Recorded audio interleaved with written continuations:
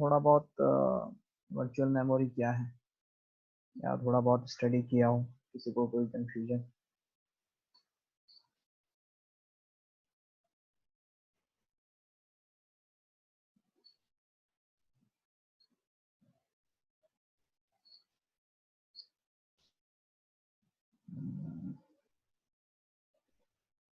पुनीत, कुछ अंडरस्टैंडिंग समझ में आया कुछ वर्चुअल मेमोरी का?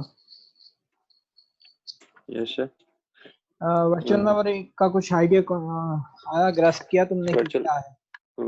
वर्चुअल मेमोरी मतलब सर जो प्रोग्राम है मतलब उसको जो पूरी मेमोरी है वो उसको एक कंटीन्यूअस ब्लॉक लगेगा मतलब, और असली में वो मतलब जो फिजिकल मेमोरी है वो कहीं भी हो सकती है मतलब उसमें रैम में, या हो सकता है वो हार्ड डिस्क के ऊपर हो या कुछ भी हो मतलब, लेकिन जो प्रोग्राम है उसके लिए वो एक कंटीन्यूअस ब्लॉक ऑफ मेमोरी लगेगा। तो मतलब मैपिंग होती है इसमें, एक टेबल बनेगी जिसमें मतलब कि एक साइड वो होंगे फ्रेम होंगे और एक साइड पेज होंगे। ओके। और मतलब कि उनकी मैपिंग होगी 1 to 1, मतलब जो वर्चुअल मेमोरी के जो एड्रेस होते हैं उनकी और जो फिजिकल मेमोरी के एड्रेस होते हैं उनकी 1 to 1 मैपिंग होती है मतलब। और बस यही डिफरेंस है कि मतलब उस प्रोग्राम को प्रॉब्लम ना हो, मतलब उसके लिए उसको मतलब फिजिकल मेमोरी में डाइव ना करना पड़े या फिर उसकी अंडरलाइंग स्ट्रक्चर को पता ना करना पड़े अपने प्रोग्राम को सही से चलाने के लिए। उसके लिए मतलब खाली एक सिंपल जीरो से लेकर जहाँ तक भी उसको मिला है मतलब वहाँ तक का एड्रेस हो जाए, और बाकी सब कुछ काम मतलब बैकग्राउंड में ऑपरेटिंग सिस्टम कर ले। ओके। अनुराग, तुम्हें क्या समझ में आया, तुम बताना जरा।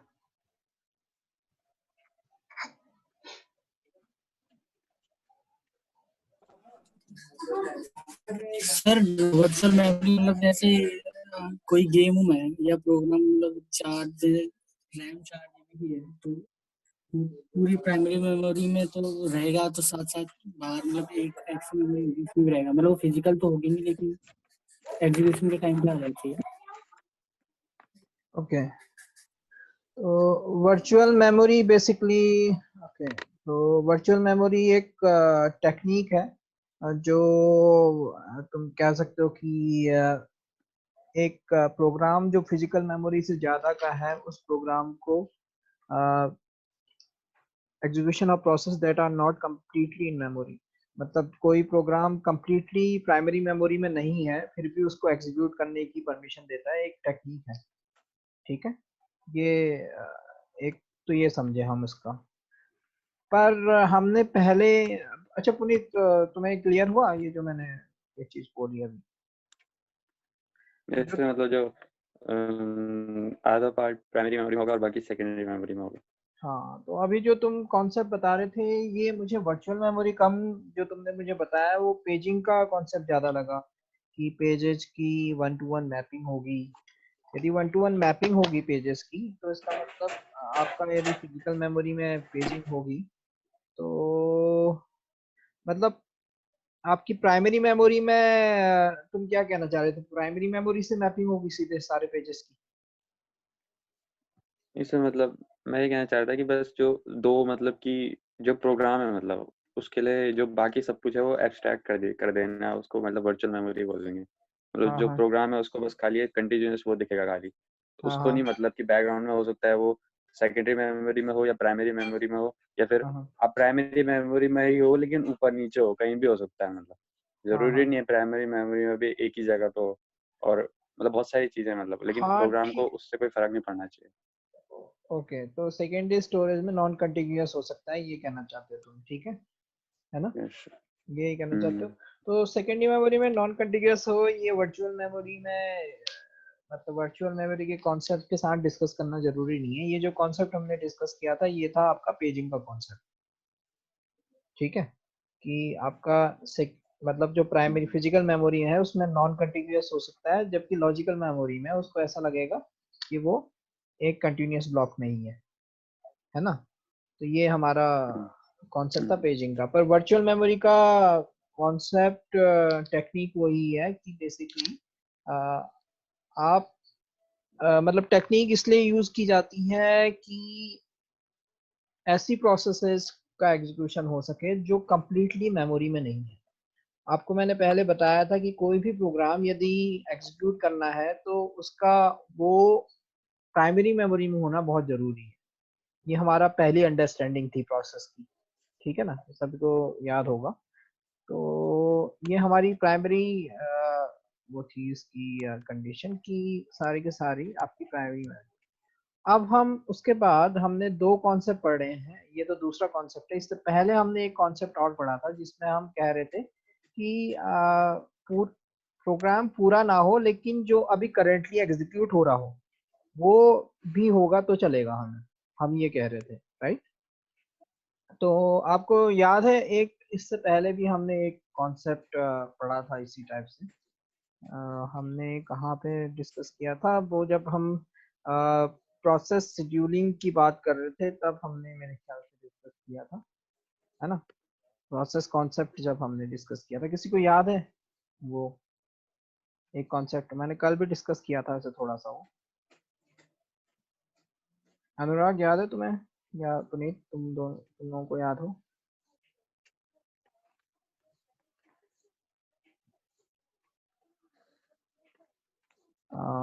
बाकी सिद्धांत तुम्हें याद हो? नहीं, ओके। ओके, तो इससे पहले हमने एक कॉन्सेप्ट डिस्कस किया था जिसे हमने कहा था dynamic loading,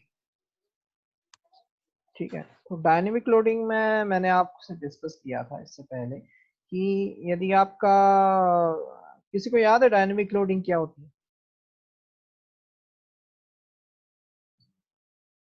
what is dynamic loading, किसी को याद हो तो?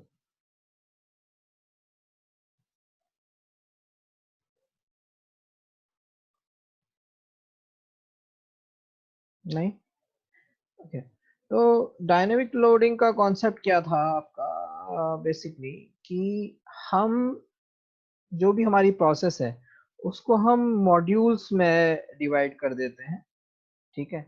और हम प्रोसेस का वही मॉड्यूल प्राइमरी मेमोरी में लेके आते हैं जो कि आपका अभी करेंटली एग्जीक्यूट हो रहा हो या जिसके लिए कॉल हो, ठीक है। तो उसी पार्ट को हम लेके आते हैं। तो उसका कॉन्सेप्ट भी वही है कि फिजिकल मेमोरी को हमें ज़्यादा से ज़्यादा फ्री रखना है। तो ये हमने डायनेमिक लोडिंग का कॉन्सेप्ट डिस्कस किया था इससे पहले, ठीक है ना। इससे पहले हम लोगों ने डिस्कस किया था डायनेमिक लोडिंग का कॉन्सेप्ट और उसमें ये था। अब डायनेमिक लोडिंग में प्रॉब्लम क्या है, कोई बता सकता है? पुनीत, तुम्हारा कोई गैस कि डायनेमिक लोडिंग में क्या प्रॉब्लम हो सकती है, या सिद्धांत तुम लोगों में किसी को थोड़ा बहुत वाइल्ड गैस ही मार लो, एग्जैक्ट ना हो पता हो तो।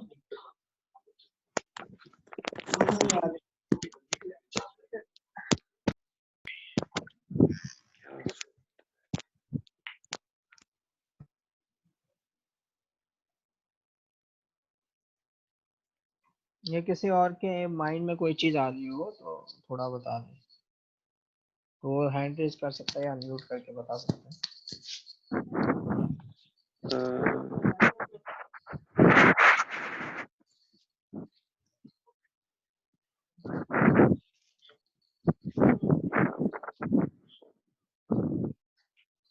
नहीं आ रहा।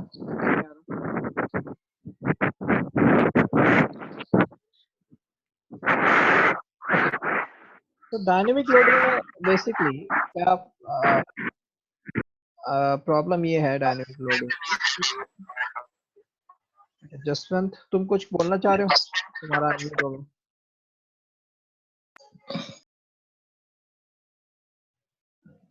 तो डायनेमिक लोडिंग में प्रॉब्लम ये थी कि हमने कहा कि जिस मॉड्यूल की जरूरत होगी हम उसी मॉड्यूल को, यानी प्रोग्राम के उसी मॉड्यूल को कॉल करेंगे। तो डायनेमिक लोडिंग यदि हमें चाहिए तो हमें बेसिकली अपने जितने भी मतलब प्रोग्रामर को प्रोग्राम करते समय हमेशा मॉड्यूल इस तरीके से डिजाइन करने पड़ेंगे कि हमें पता हो कि स्क्वायर रूट का यदि फंक्शन हमें कॉल करना है तो कौन सा मॉड्यूल स्क्वायर रूट के लिए हमें प्राइमरी मेमोरी में लोड करना पड़ेगा। और प्रोग्रामर को कुछ इस तरीके से अपना प्रोसेस लिखनी पड़ेगी कि वो मल्टीपल मॉड्यूल और जहां तक हो सके इंडिपेंडेंट मॉड्यूल, ताकि एक मॉड्यूल को एग्जीक्यूट होने के लिए दूसरे मॉड्यूल की जरूरत ना पड़े।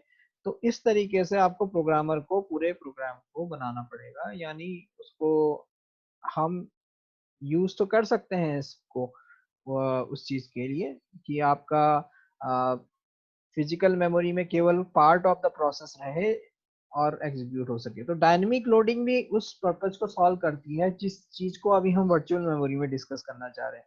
मतलब प्रोसेस का एक पार्ट ही आपकी प्राइमरी मेमोरी में हो और बाकी जो भी पार्ट हो वो आपका किसमें हो, आपका सेकेंडरी मेमोरी में। ठीक है, तो ये डायनेमिक लोडिंग सॉल्व करती थी। पर इसमें प्रॉब्लम ये था कि इसमें आपका जो प्रोग्रामर है उसके लिए टास्क बहुत ज्यादा बढ़ जाता है, यानी उसको आपका जब प्रोग्राम कर रहा होगा उसी समय पे उसको पूरा ध्यान रखना पड़ेगा कि किस तरीके से वो आपका वो करे, किस तरीके से आपका जो है वो डिजाइन करे कि डाइन हम डायनेमिक लोडिंग को इम्प्लीमेंट कर सके। ठीक है, अब वर्चुअल मेमोरी का जो कॉन्सेप्ट है वो इसी को एक्सटेंड करता है। अब जो वर्चुअल मेमोरी की टेक्निक है वो थोड़ी सी इससे एडवांस है। यहाँ पे हमें मॉड्यूल्स में नहीं वो करना है, यहाँ पे हम पेजेस की बात करेंगे। ठीक है, डिमांड पेजेस की बात करेंगे या डिमांड सेगमेंटेशन की बात करेंगे। तो ये जो वर्चुअल मेमोरी का जो कॉन्सेप्ट है ये बेस्ड है कि आपका separation of user logical memory from physical memory. तो यूजर का जो प्रोसेस है उसकी लॉजिकल मेमोरी का जो लॉजिकल एड्रेस स्पेस है उसको हम इंडिपेंडेंट मतलब यदि लॉजिकल एड्रेस स्पेस जो है प्रोसेस का वो हम यदि उसको फिजिकल मेमोरी से बिल्कुल वन टू वन मैपिंग नहीं रखेंगे उसकी। इसका मतलब ये है कि लॉजिकल एड्रेस स्पेस जो है हमारा much larger than physical address space होगा। So only part of the program need to be memory for execution. Allow address space to be shared by several processes. Allows for more efficient process creation. तो इसमें क्या है, यहाँ पे क्या करते हैं कि आपका जो प्रोसेस है उसके जो पेजेस बेसिकली हमारे यूज हो रहे हैं यानी जो भी पार्ट ऑफ द जहाँ पे भी एड्रेस हो रहा है वो उस समय वो पेज ही आपका प्राइमरी मेमोरी में आएगा। और सपोज कोई एक ऐसा एड्रेस जनरेट होता है जो प्राइमरी मेमोरी में अभी नहीं है, तो वो पहले क्या होगा, उसको पहले वो आपका प्राइमरी मेमोरी में लोड होगा और उसके बेस पे होगा। तो यहाँ पे हमें अब डिफरेंस क्या है आपका डायनेमिक लोडिंग और इसमें कि हाँ, कि यहाँ पे हमें ये पूरा मॉड्यूल नहीं लोड करना है, हमें केवल वही पार्ट लोड करना है या वही पेज लोड करना है जहाँ पे इंस्ट्रक्शन आपका एग्जीक्यूट होगा। ठीक है, तो ये हमारा वो था, ये हमारा कॉन्सेप्ट था। इसको इम्प्लीमेंट करने के लिए दो चीजें हम वर्चुअल मेमोरी दो तरीके से इम्प्लीमेंट हो सकता है। एक तो डिमांड पेजिंग के थ्रू, यानी प्रोसेस को हम पेजेस में बांट दें, या दूसरा है आपका डिमांड सेगमेंटेशन। ठीक है, तो ये यहाँ पे कॉन्सेप्ट था, इस पे हम लोगों ने डिस्कस किया था। ठीक है, तो demand paging and demand segmentation.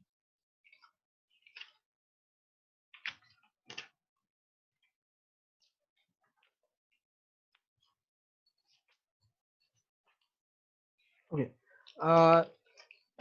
हाँ, तो इसके बाद तो हम दोनों चीजें सेगमेंटेशन हम पढ़ चुके हैं और डिमांड पेजिंग हम पढ़ चुके हैं। अब डिमांड पेजिंग और डिमांड सेगमेंटेशन को हमें समझना है। तो डिमांड पेजिंग हम लोगों ने ऑलरेडी डिस्कस किया हुआ था। ये हमारी वर्चुअल मेमोरी है, यानी ये लॉजिकल एड्रेस स्पेस है।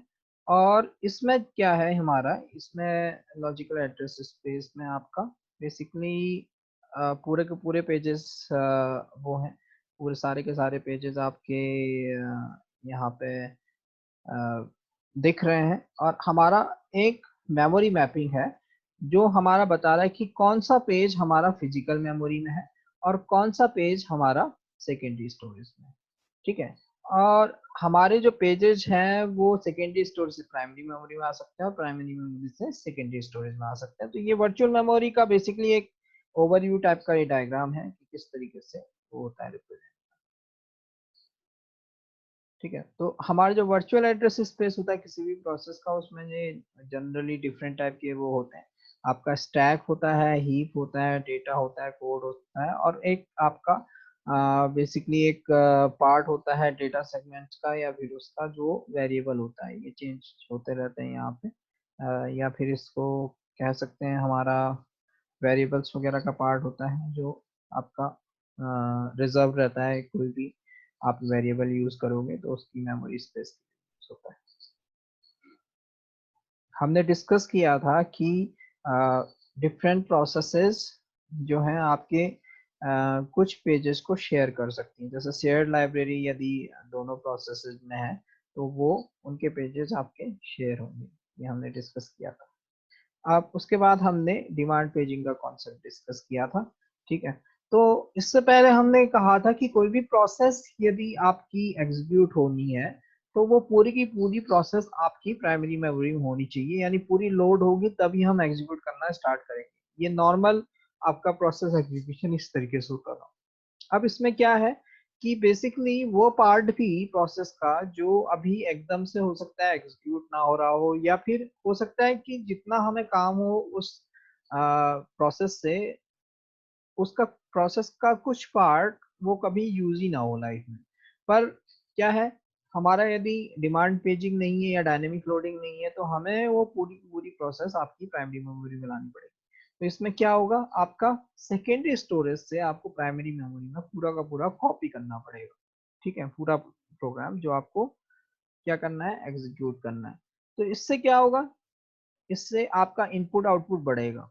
इनपुट आउटपुट बेसिकली आप जब भी सेकेंडरी स्टोरेज से इंटरेक्ट करते हैं तो एक तरीके से इनपुट आउटपुट ही होता है वो। तो सेकेंडरी स्टोरेज से वो होता है। अब इसी की जगह पे यदि हम केवल उतना पार्ट उठाएं सेकेंडरी स्टोरेज से जो अभी एग्जीक्यूट हो रहा है करेंटली, तो हमारा क्या होगा कि बहुत सारा जो एफर्ट इनपुट आउटपुट होता है वो आपका कम हो जाएगा। ठीक है। सेकेंड, आपको फिजिकल मेमोरी आपकी ज्यादा से ज्यादा खाली रहेगी, क्योंकि आप केवल उतना ही पार्ट लोड कर रहे हो जितना आपको चाहिए, या केवल उसके आसपास का पार्ट वो कर रहे हो जो आपको चाहिए। ठीक है। फास्टर रिस्पॉन्स, इससे जनरली थोड़ा सा फास्टर रिस्पॉन्स हो जाता है, और क्योंकि आपके फिजिकल मेमोरी ज़्यादा खाली रहेगी तो आपके मोर यूजर्स के आप जो है प्रोसेसेस एंटरटेन कर पाओगे। ठीक है। तो अब जब पेज बेसिकली जो भी अब हमने डिस्कस किया था कि सीपीयू जनरली क्या करेगा, सीपीयू आपका during the process execution addresses generate करेगा। ठीक है, यानी रेफरेंस करेगा उसी प्रोसेस के किसी पार्ट को जहां पे उसको एग्जीक्यूट करना है, जो पार्ट उसे एग्जीक्यूट करना है। यदि वो रेफरेंस करता है ऐसे पार्ट को जो कि आपका पहला फर्स्ट तो ये होगा कि वो उस प्रोसेस में का पार्ट ही नहीं है, यानी इनवैलिड रेफरेंस करता है, तो तब उस केस में तो अबॉर्ट हो जाएगी प्रोसेस। और इन केस यदि वो ऐसा वो करता है, ठीक है, ऐसा पेज रेफरेंस करता है जो आपका प्राइमरी मेमोरी में नहीं है, तो उसको पहले हम प्राइमरी मेमोरी में लेके आते हैं। ठीक है। ओके, तो यहाँ पे एक कॉन्सेप्ट आता है लेजी स्वैपर का। तो ये जब ये किसी भी पेज को तब तक नहीं लेके आता है प्राइमरी मेमोरी में जब तक कि उसकी जरूरत ना हो। ठीक है, तो इसको यहाँ पे लेजी स्वैपर का कॉन्सेप्ट आता है जब हम पेजिंग की बात करते हैं। ठीक है, और वहाँ पे डायनेमिक लोडिंग में तो नहीं, हम आपका शायद प्रोसेस एग्जीक्यूशन में हमने डिस्कस, प्रोसेस शेड्यूलिंग में हमने डिस्कस किया था कि हम एक swapper concept, swap in swap out का कॉन्सेप्ट यूज करते हैं। तो ऑलमोस्ट कॉन्सेप्ट वही है, पर यहाँ पे एक ही प्रोसेस के साथ हो रहा है। ठीक है। Transfer of a page memory to contiguous disk space. Okay. तो यहाँ पे जो है, यहाँ पे आप देखो कि किसी पर्टिकुलर प्रोग्राम को स्वैप आउट किया है और फिर उसी प्रोग्राम दूसरे प्रोग्राम का आपका स्वैप इन किया हुआ है। तो ये आपकी स्वैपिंग का कॉन्सेप्ट है, ये हमने पहले भी डिस्कस किया था, है ना।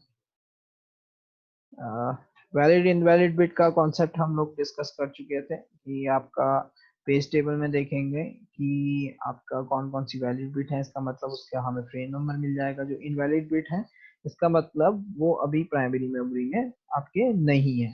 ठीक है, तो उसको हम आपका वो करेंगे। हमने कहा था जब वो प्राइमरी मेमोरी में हमें नहीं मिलेगा तो हमने एक कॉन्सेप्ट डिस्कस किया था पेज फॉल्ट का, ठीक है। तो उसे हम कहते हैं पेज फॉल्ट। जब भी कोई ऐसी पेज को एक्सेस करने की कोशिश करता है जो कि वैलिड तो है लेकिन आपका अभी पेज टेबल में नहीं है उसकी एंट्री, इसका मतलब वो सेकेंडरी स्टोरेज में है, ठीक है।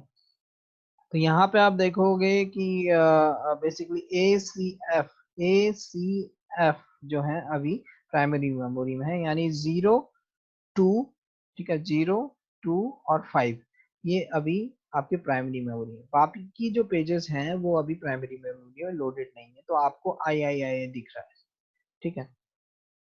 ओके, तो 7 पेजेस लॉजिकल मेमोरी में है और 7 की ही पेज टेबल है, तो कोई ऐसा पेज की एक्सेस नहीं होगी लॉजिकल मेमोरी से जो कि आपका इनवैलिड हो, यानी जो एड्रेस रेफरेंस की वो करे।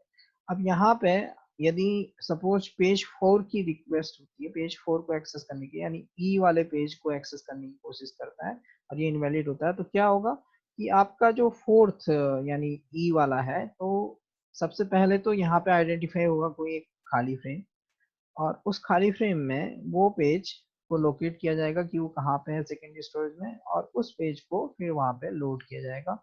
फिर यहाँ पे एंट्री अपडेट कर दी जाएगी, मान लो वो सेकेंड फ्रेम में आया तो यहाँ पे आपका 4 के आगे सपोज 2 या 3 जो जिस भी पे आपने फ्रेम नंबर में डाला वो आ जाएगा, ठीक है। फिर उसके बाद वो प्रोसेस आपकी रिज्यूम हो जाएगी। तो ये पेज फॉल्ट हमने डिस्कस किया था। पेज फॉल्ट मैंने आपको बताया था कि शॉर्ट नोट में पूछा जाता है। If there is a reference to a page, first reference to that page will trap to operating system, ठीक है। यदि एक किसी पेज की रेफरेंस हो रहा है तो जब पहली बार रेफरेंस होगा तो वो प्राइमरी मेमोरी में तो होगा नहीं, ठीक है। यदि पहला उस पेज का पहला एड्रेस यदि आपका वो हो रहा है तो उसका वो पेज तो होगा नहीं प्राइमरी मेमोरी में। तो प्राइमरी मेमोरी में लाने के लिए और प्राइमरी मेमोरी में नहीं है तो एक पेज फॉल्ट जनरेट होगा। जो पेज फॉल्ट हमेशा एक सॉफ्टवेयर ट्रैप जनरेट करता है ऑपरेटिंग सिस्टम को। ऑपरेटिंग सिस्टम मैंने आपको बताया था कि हर इंटरप्ट के लिए उसके पास एक इंटरप्ट सर्विस रूटीन होता है, तो ये पेज फॉल्ट के लिए भी उसका पेज फॉल्ट सर्विस रूटीन है जो पेज फॉल्ट को हैंडल करेगा। अब वो क्या करेगा, सबसे पहले चेक करेगा कि जो ये एड्रेस जिसके कारण पेज फॉल्ट जनरेट हुआ है वो एड्रेस वैलिड भी है कि नहीं है, यानी वो प्रोसेस का लॉजिकल एड्रेस स्पेस में है कि नहीं है।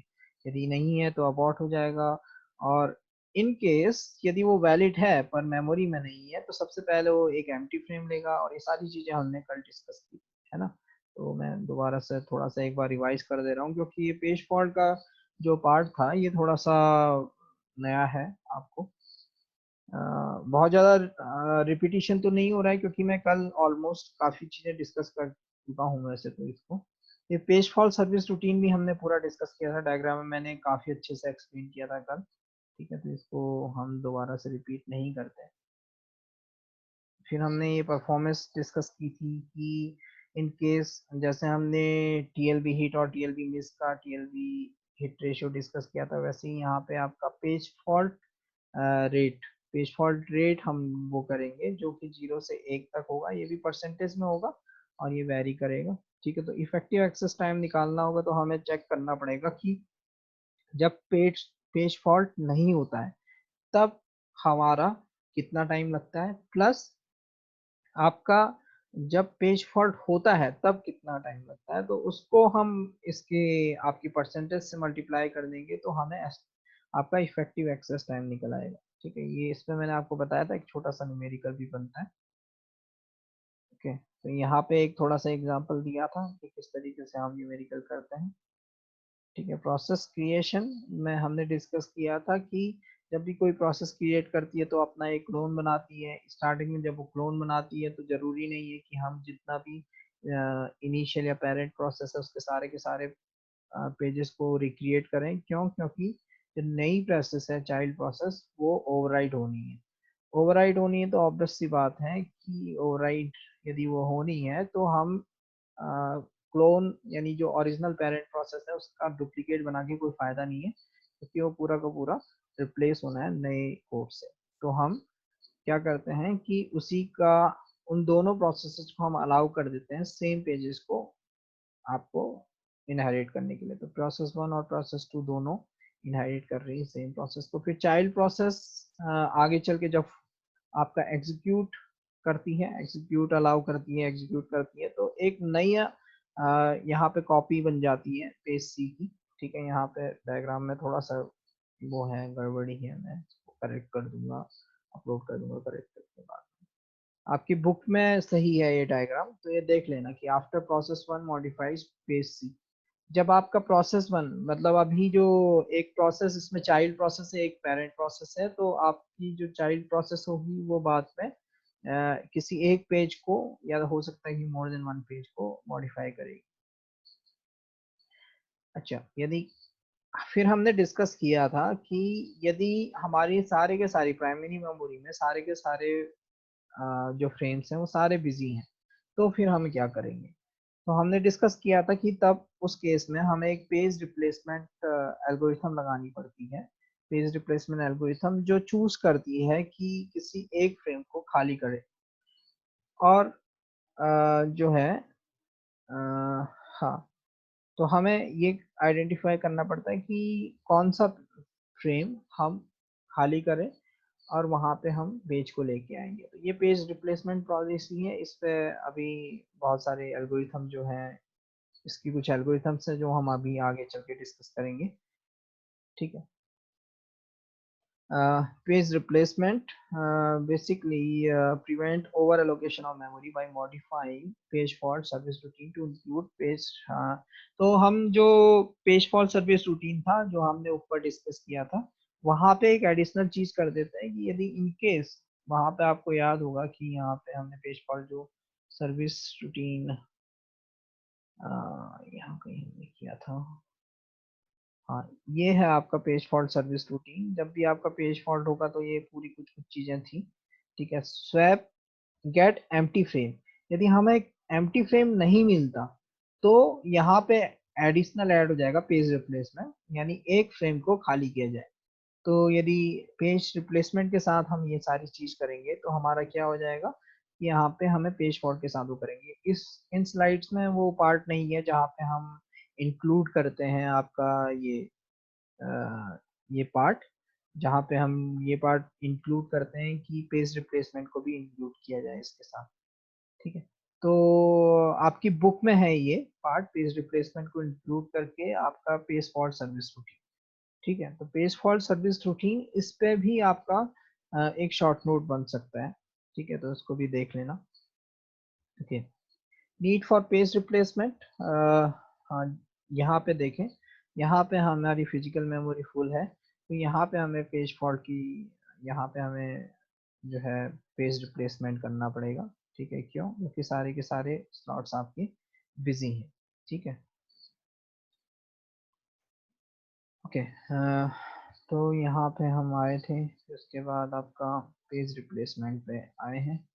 तो find the location of desired page on disk, find a free frame, हाँ ये अच्छा यहाँ पे इन्होंने कर दिया है इसको, page fault service routine with आपका वो पेज रिप्लेसमेंट के साथ, find the location of desired page on disk. ये पेज फॉल्ट सर्विस रूटीन को अपडेट किया है इन्होंने, find a free frame, if there is a free frame use it, if there is no free frame use a page replacement algorithm to select a victim frame. Victim frame को हमें identify करना पड़ता है। अब bring the desired page into newly free frame, update the page and frame table, तो यहाँ पे update करना पड़ता है। और जिस विक्टिम फ्रेम को हम आइडेंटिफाई कर रहे हैं उसको चेक करते हैं कि यदि वहां पे मैंने आपको बताया था कि डर्टी बिट का कॉन्सेप्ट है। डर्टी बिट यदि आपकी उसकी सेट होगी, इसका मतलब जो जब वो लोड हुआ था वो पेज और अभी जो उसकी कंडीशन है दोनों चेंज है, यानी आपका जो भी चेंजेस है उसको वापस आपका सेकेंडरी स्टोरेज में लिखना पड़ेगा। ठीक है, तो ये डर्टी बिट्स डिसाइड करते हैं कि विक्टिम को वापस आपका स्वैप आउट करना है और उस पर लिखना है कि नहीं लिखना। यदि डर्टी बिट आपकी 0 है, इसका मतलब कोई भी चेंजेस नहीं हुए विक्टिम में, तो फिर हम उसको वापस नहीं करते। इससे हमारा इनपुट आउटपुट का जो एक साइकिल होता है वो बच जाता है। ठीक है, तो ये हमारा कॉन्सेप्ट था। ओके, अब हम आते हैं आपका अब हम इसके बाद क्या आते हैं आपका पेज रिप्लेसमेंट एल्गोरिथम में। ठीक है। तो पेज रिप्लेसमेंट एल्गोरिथम मैंने आपको बताया कि जब भी ऐसा केस होगा कि आपके फ्रेम जो है खाली नहीं होंगे और आपको बेसिकली एक पेज को आपका रिप्लेस करना होगा, जो एक आपका प्राइमरी मेमोरी में है उसको आपको एक नए पेज से रिप्लेस करना होगा, तो आपको हमेशा एक पेज रिप्लेसमेंट एल्गोरिथम लगेगी की जरूरत पड़ेगी, जो आइडेंटिफाई करेगा कि एग्जिस्टिंग जो पेजेस लोडेड है फ्रेम्स में उनमें से किस पेज को हटाया जाए। ठीक है, तो विक्टिम पेज को आइडेंटिफाई करने के लिए हम पेज रिप्लेसमेंट एल्गोरिथम लगाते हैं। Evaluate algorithm bye running it on particular string of memory references. Basically हम जिस तरीके से आपको याद है कि प्रोसेस शेड्यूलिंग एल्गोरिथम में हमने एक वो लिया था, बेसिकली एक प्रोसेस मिक्स लिया था, उसी तरीके से यहाँ पे हम किसी भी एल्गोरिथम को मेमोरी रेफरेंसेस से वो करके मेमोरी रेफरेंसेस हम अज्यूम करके चेक करते हैं कि वो एल्गोरिथम किस तरीके से परफॉर्म करती है। तो ये कुछ इस तरीके की मेमोरी रेफरेंसेस हैं 1 2 3 4 1 2। तो ये है, तो फॉर द टाइम बिंग आप इसको अज्यूम कर सकते हैं कि ये पेज नंबर्स हैं। अज्यूम क्या करते हैं, बेसिकली ये पेज नंबर्स ही हैं, तो ये पेज नंबर्स हैं। ठीक है, अब ये पेज नंबर कैसे आते हैं, बेसिकली जैसे मैंने आपको डिस्कस किया था कि आपका डिफरेंट पेजेस होते हैं किसी भी प्रोसेस के। ठीक है, मान लो ये प्रोसेस, इसके डिफरेंट पेजेस हैं। अब इसको हम पेज 1 कह रहे हैं, इसको पेज 2 कह रहे हैं, इसको पेज 3 कह रहे हैं। तो इसमें सपोज हर पेज जो है 100 बाइट्स का है, तो इसमें 0 से लेके 100 बाइट्स तक के जितने भी एड्रेसेस होंगे वो पेज बनाएंगे। आपका 0 से 99 तक, 100 से फिर 199 तक आपका सेकेंड पेज में आएंगे। तो सपोज प्रोसेस ने एड्रेस जनरेट किया 122। ठीक है, 122, तो वो कौन से पेज में आएगा, आपका सेकेंड पेज में। सपोज उसने 233 किया तो वो तीसरे पेज में आएगा। सपोज उसने 44 किया तो वो पहले पेज में आएगा। तो इस तरीके से आपकी मेमोरी एड्रेसेस बेसिकली ये निकालते हैं कि कौन सा पेज की हमें जरूरत है। तो मेमोरी एड्रेस कहाँ से जनरेट होते हैं, आपके सीपीयू से। सीपीयू बताता है कि कौन से मेमोरी एड्रेस को आपका वो करना है, कौन से मेमोरी एड्रेस को आपका एक्सेस करना है, और जिस मेमोरी एड्रेस को आपका एक्सेस करना है उसके बेस पे आपका हो जाता है। ठीक है, इसमें टाइम नहीं आ रहा अभी। किसी की मीटिंग में टाइम दिख रहा है? सर आज उन्होंने फ्री करा है। अभी आया तो था मुझे नोटिस, लेकिन 10 मिनट का। चलो नहीं सर, हाँ हाँ, मुझे आया नोटिस कि योर मीटिंग इज वो फ्री, मतलब टाइम लिमिट नहीं है इसमें। अच्छा पता नहीं, एक नोटिस आया था, मैंने ढंग से उसे पढ़ा नहीं। ओके, एनीवे चलो देखते हैं। सर्च कर रहा है, इससे शॉर्ट टाइम है।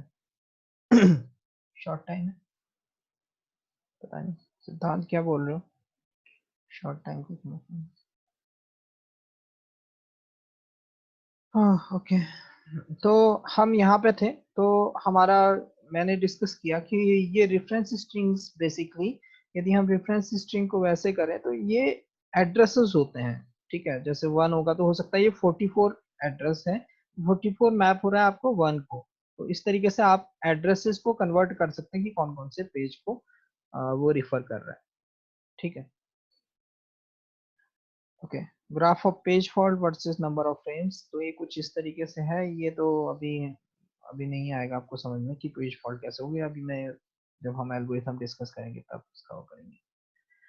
तो ये पहली एल्गोरिथम पेज फॉल्ट, आपका पेज रिप्लेसमेंट एल्गोरिथम्स हमने डिस्कस करते हैं। तो पेज रिप्लेसमेंट एल्गोरिथम की जब हम बात करते हैं तो पेज रिप्लेसमेंट एल्गोरिथम में आपकी पहली एल्गोरिथम आती है first in first out, FIFO algorithm. ठीक है, तो फीफो मतलब कि जो पहले आया पेज वो पहले जाएगा। ठीक है, यानी जो पहले आएगा। अब यहाँ पे हमें दो चीजें पता होंगी, एक तो नंबर ऑफ फ्रेम्स पता होंगे कि 3 फ्रेम्स है, तो एट ए टाइम केवल 3 पेजेस आपके लोड हो सकते हैं प्राइमरी मेमोरी में। ठीक है, और आपका रेफरेंस स्ट्रिंग आपको पता होगी। तो आपको ये बताना होगा, आपको नंबर ऑफ फ्रेम्स बता देंगे और आपको नंबर ऑफ एक रेफरेंस स्ट्रिंग बता देंगे और पूछेंगे कितने पेज फॉल्ट होंगे इसमें। ठीक है, यदि फीफो लगी और यदि बाकी एल्गोरिथम भी अभी हम डिस्कस करेंगे, लिस्ट फ्रीक्वेंटली यूज्ड, कई सारी मतलब 3-4 एल्गोरिथम है वो डिस्कस करेंगे। अब हम पहले डिस्कस करते हैं कि फीफो से कैसे पेज फॉल्ट होगा। ठीक है, तो फीफो में हम चलते हैं फर्स्ट इन फर्स्ट आउट में। तो अब हम रेफरेंसेस से चलेंगे। ठीक है, आपका सबसे पहले आया 1। ठीक है, अब क्योंकि स्टार्टिंग में ये ध्यान रखना कि पेज आपका डिमांड पेजिंग है और प्योर डिमांड पेजिंग कह सकते हैं इसको। तो आपका स्टार्टिंग में सारे के सारे फ्रेम्स खाली होंगे। ठीक है, तो कोई भी फ्रेम, कोई भी पेज का जो रेफरेंस होगा स्टार्टिंग में आपका पेज फॉल्ट जनरेट करेगा। क्यों? क्योंकि वो प्राइमरी मेमोरी में नहीं है। ठीक है, तो पहले 1 हुआ तो एक पेज फॉल्ट यहाँ पे हो गया। ठीक है, अब दूसरा 2 आया तो 2 अगेन इसने पेज फॉल्ट जनरेट किया। ठीक है, सेकेंड पेज फॉल्ट जनरेट हुआ। 3 फिर पेज फॉल्ट होगा क्योंकि 3 अभी मेमोरी में नहीं है। ठीक है, अब हमारे पास चौथा पेज आया 4। अब 4 हम देखेंगे कि ये फ्रेम्स में है तो नहीं है, ऑलरेडी है। यदि नहीं है तो हम 4 को रिप्लेस कर देंगे पहले जो आया था, यानी क्यू में जो पहले आया था उससे रिप्लेस कर देंगे। 4 रिप्लेस किससे हो जाएगा? 1 रिप्लेस हो जाएगा आपका 4 से। ठीक है, अब उसके बाद 1। ठीक है, अब करेंटली क्या है, करंट कंडीशन क्या है आपकी? 4 यहाँ पे उतना अच्छे से नहीं दिख रहा है, इसने नीचे सही से किया कि नहीं कैसे? हाँ, इसको समझेंगे तो आपको समझ में आ जाएगा। तो यहाँ पे आपको पेज फॉल्ट भी मार्क करते रहने पड़ेंगे। ठीक है, पेज फॉल्ट मार्क करेंगे। जैसे 7 पे एक पेज फॉल्ट, 0 पे आपका दूसरा पेज फॉल्ट, 1 पे फिर से पेज फॉल्ट। अब 2 पे हम देखेंगे कि फ्रेम्स में कहीं 2 ऑलरेडी तो नहीं है। 2 यदि नहीं है तो फिर हम सबसे ओल्ड वाला पेज सिलेक्ट करेंगे। जैसे 7 सिलेक्ट हुआ और 2 आ गया, तो अगेन यहाँ पे भी पेज फॉल्ट हुआ, यहाँ पे भी पेज फॉल्ट हुआ, तो 4 पेज फॉल्ट हो गए। अब हम 0 पे देखेंगे, 0 ऑलरेडी आपका है, तो इसका मतलब इसमें पेज फॉल्ट नहीं होगा, तो यहाँ पे एम्प्टी हो गया। तो इन्होंने जहां जहां पेज फॉल्ट हो रहा है वही मैट्रिक्स यहाँ पे ड्रॉ किया है। तो आपको ऑटोमेटिकली यदि इनको गिनोगे तो आपको पता चल जाएगा कितने पेज फॉल्ट है। आप 3 पे हम चलते हैं। 3 पे देखें तो आपको 201 में नहीं है 3, राइट? तो क्या होगा कि आपका सेकंड नंबर पे कौन सा पेज आया था, क्योंकि अब यहाँ पे देखेंगे तो सेकंड नंबर पे आपका क्यू पे था, कौन सा था? 0। अब 0 को रिप्लेस करेंगे। ठीक है, अब देखेंगे आप जो है कि किस तरीके से वो होता है। तो यहाँ पे अगेन आपका 3 पे पेज फॉल्ट हुआ, अब 0 हुआ। अब 0 करंट देखेंगे, 0 अभी फिर से नहीं है, तो अब 0 किसको रिप्लेस करेगा? अगेन जो सबसे लास्ट में आया था इन तीनों में से, तो इन तीनों में सबसे लास्ट में कौन आया हुआ आपका? 1। ठीक है, तो 1 रिप्लेस हो जाएगा 0 से। अगेन 4 चेक करेंगे, अब 4 रिप्लेस होगा आपका 2 से, फिर से क्योंकि 4 इसमें है नहीं। ठीक है, तो फिर से एक पेज फॉल्ट हुआ। अब 2 देखेंगे, अब 2 भले ही पहले था हमारे पास लेकिन अब चल जा चुका है, तो फिर आपका फिर से पेज फॉल्ट जनरेट होगा। अब सेकेंड नंबर पे कौन आया? 3। ठीक है, तो ये आ गया। अब 3 पे फिर पेज फॉल्ट जनरेट हुआ, 0 पे फिर पेज फॉल्ट जनरेट हुआ। अब 3 पे पेज फॉल्ट जनरेट नहीं होगा, 2 पे पेज फॉल्ट जनरेट नहीं होगा, 1 पे फिर से पेज फॉल्ट जनरेट होगा। तो इस तरीके से आगे बढ़ता जाएगा। ठीक है, तो इसमें टोटल पेज आज देखोगे तो कितने पेज फॉल्ट है? 1 2 3 4 5 6 7 8 9 10 11 12 13 14 15 पेज फॉल्ट हो रहे हैं इसमें। ठीक है, ये ध्यान रखना। तो आपको मेरे ख्याल से समझ में आ जाएगा। अब ओके, ये केस था हमारा जब हमारे जो फ्रेम थे वो थे आपके, फ्रेम हमारे कितने थे आपके? 3। ठीक है, अब फ्रेम मान लो हम 4 करते हैं, 4 फ्रेम करते हैं तो कितना पेज फॉल्ट निकलेगा जरा इसका बताना। यदि हमारे पेज फॉल्ट आपके सॉरी हमारे फ्रेम यदि 4 होंगे तो इसको जरा सॉल्व करने की कोशिश करना कि कितने पेज फॉल्ट निकले। किसी को कंफ्यूजन है, कुछ समझ में नहीं आया तो पूछ लो मुझसे। इसी रेफरेंस स्ट्रिंग को करना है। हाँ, यही स्ट्रिंग है। ठीक है, और आपका पेज फॉल्ट निकालना है। आपके फ्रेम 3 की जगह अब 4 हो गए।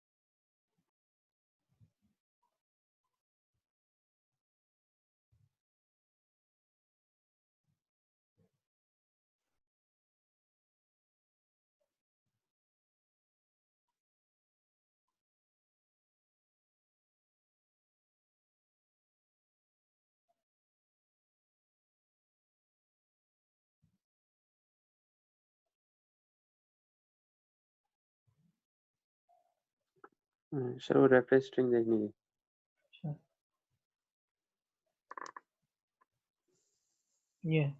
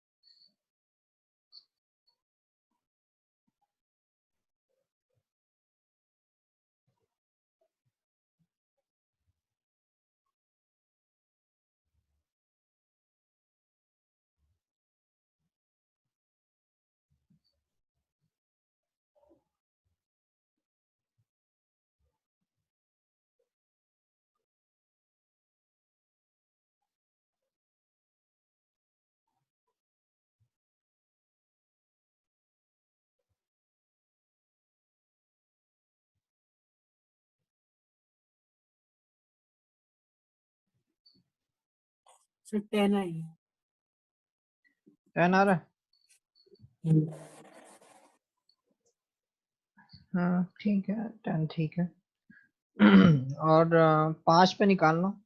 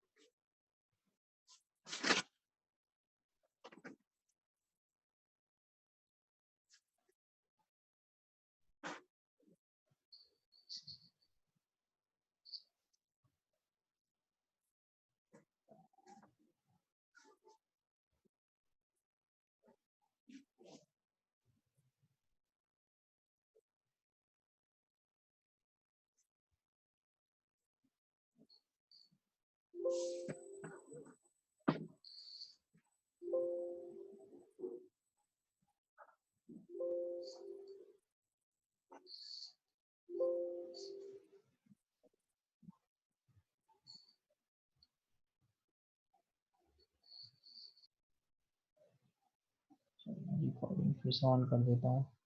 मैंने जब क्वेश्चन में करा रहा था तब मैंने रिकॉर्डिंग ऑफ कर दी थी। 7 आ रहा है। 7 आ रहा है। तुम्हारा पुनीत कितना आया था? 6। अच्छा दिखाना जरा, शेयर कर सकते हो फोटो?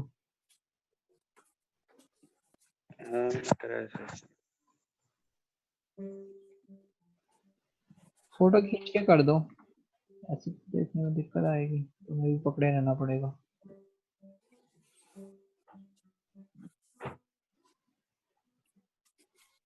भाई काप नहीं कर रहा वीडियो। वीडियो आ तो रहा है तुम्हारा बीच बीच में। मेरे को नहीं दिखाई दे रहा, लेकिन ऊपर का आ रहा है कि नीचे का आ रहा है? अभी फ्रंट फेस आ रहा है तुम्हारा।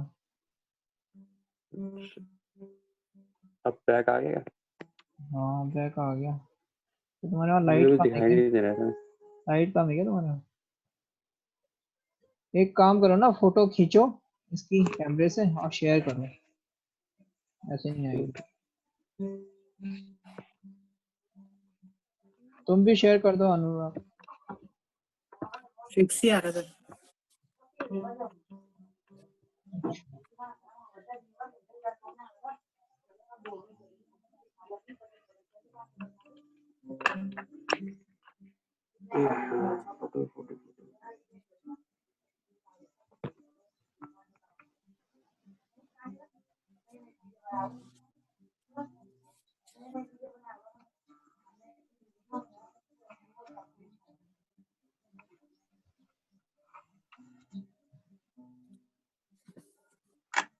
खींची फोटो पुनीत?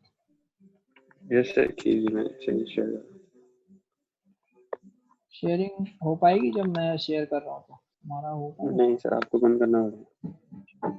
मैंने बंद किया।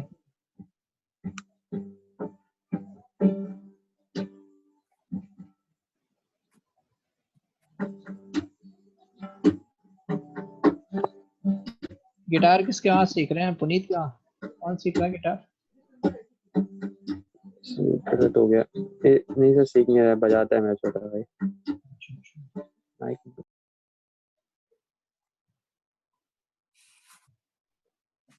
हमारा आया था फिर गायब हो गया।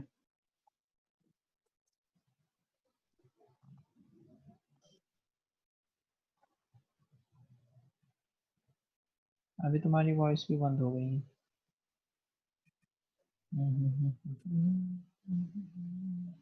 चलो अनुराग, तुम भी फोटो खींच के रख लो अपने उसकी।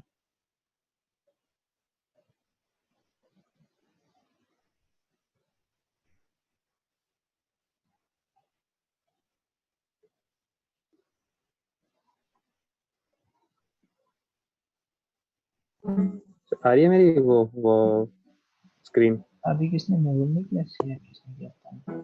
स्क्रीन तो आ रही है, किसी की आ रही है, पता नहीं किसकी आ रही है। मेरी है। डायरेक्ट फोटो शेयर करने का ऑप्शन है बस। अच्छा, घुमाना पड़ेगा कैसे लगे? एक सेकंड में इसको रोटेट कर सकता हूँ शायद।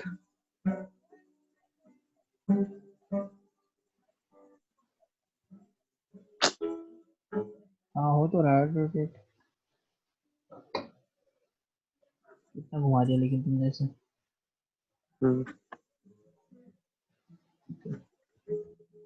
बड़ा कैसे कर सकता हूँ?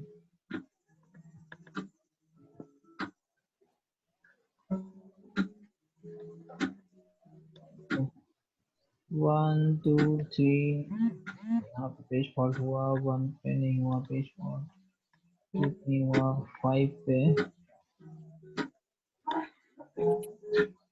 1 2 3 4 5, ठीक है 5 पे पेज फॉल्ट हुआ, 1 2 पे पेज फॉल्ट नहीं हुआ, 3 पे पेज फॉल्ट, 4 पे नहीं हुआ, 5 पे 1 2 3 4 5। उसके सर बाद मैंने दूसरे वाले भी बनाया है, है जो 7012 वाला था ना, उससे किया मैंने। अच्छा 7012 से मैंने सही है ना? 6 है नहीं? 1 2 3 4 5, छठा कहाँ पे हुआ तुम्हारा? ऊपर वाले को तो नहीं दिख रहा है? सबसे नीचे 1 है ना, फिर 1 2 है, 1 2 3, जिसको मैंने बॉक्स में रखा है अलग से। अच्छा अच्छा अच्छा अच्छा अच्छा अच्छा, ये तो दिख ही नहीं रहा, बहुत कम दिख रहा है, बहुत लाइट वेट में दिख रहा नहीं सर, मतलब ये सबसे नीचे है, जो सबसे नीचे है, जिसको मैंने बॉक्स में बनाया है। है। हाँ ठीक है, ओके। 1 1 2 1 2 3 1 2 3 4 1 2 3 4 5, और ये जहाँ पे पेज फॉल्ट है वहाँ पे मैंने लिखा है, बाकी जगह पे मैंने लिखा है। ओके 1 2 3 4 5 6, अच्छा अच्छा, ये स्ट्रिंग तुमने ऊपर वाली ही ली है ना? ये सर स्ट्रिंग सबसे टॉप पे लिख दिया पेज की, और मैं अच्छा नीचे अच्छा, वो लिख रहा हूँ। 1 2 3 4, ठीक है 1 2 5, यहाँ पे पेज फॉल्ट हुआ। अब 4 पे आपका 4 पे वो हुआ, 4 पे पेज फॉल्ट तुम्हारा 4 पे 3 से रिप्लेस किया। फोर्थ वाला रिप्लेस 1 से होगा वैसे। 4 1 से क्या होगा सर? मतलब ये वो है ना ऑप्टिमल एल्गोरिथम। हाँ तो आगे फ्यूचर का देखते हैं ना, इसमें पास्ट लगेंगे।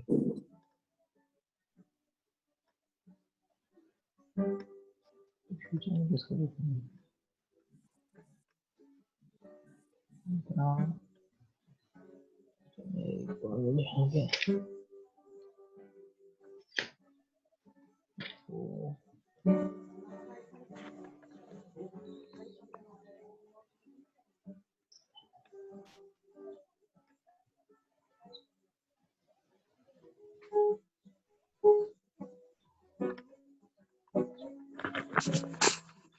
ठीक है, चलो यहाँ पे जो भी रिप्लेस हुआ मेरे ख्याल से फीफो लगेगी यहाँ पे सबसे लास्ट में। मेरे ख्याल से आपका 4 जब रिप्लेस होगा ना, तो 4 रिप्लेस होना चाहिए तुम्हारा 4 रिप्लेस 1 से होना चाहिए। फीफो लगा देते हैं, जहाँ पे हमारा कंफ्यूजन होता है वहाँ पे फीफो लगा देते हैं। तो तुमने 3 क्यों रिप्लेस किया है? या स्टार्टिंग से देख लिया फिर से तुमने दोबारा से इधर? ये सर मैंने ऐसा देखा कि मतलब एग्जांपल था उसमें ऐसी था, मतलब कि बॉटम राइट से करा था, तो मैंने मतलब बॉटम से करा था। अच्छा, एग्जांपल कहाँ पे देखा था तुमने? इस वाले स्क्रीन में आपके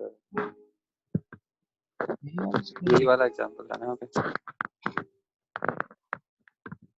ना वो बॉटम तो पहले रिप्लेस हुआ ना, बाद में वो